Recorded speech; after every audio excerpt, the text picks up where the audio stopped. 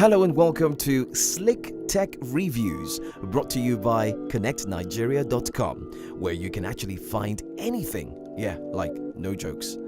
On Slick Tech Reviews, we unbox and review some of the coolest gadgets out there. Now, we will also be exploring tech spaces as we progress in the season. But for now, let's get into this bad boy. Jumia.com Mobile Week starts this week and they sent us this slick smartphone. Shout out to Jumia.com for this. This is a Samsung J7 Prime. Now, the J7 Prime is an upgrade from the Samsung J7 2016 in terms of look and feel. But I must tell you, this one looks and feels a lot better.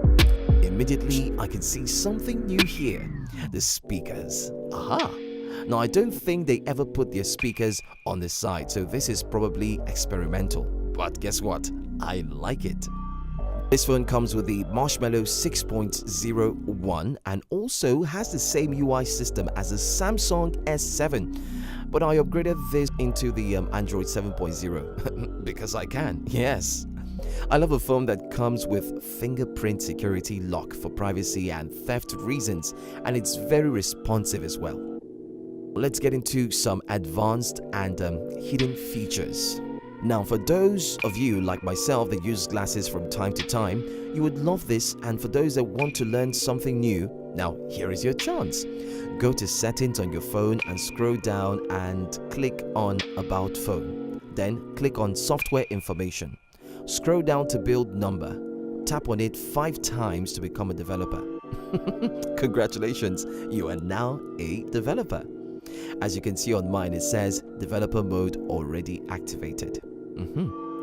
Then you can now go on to developer options to make more advanced changes, like changing your screen resolution. Now, what's also cool is that you adjust your touch brightness. Yes, you do. That's cool. Yeah, amazing.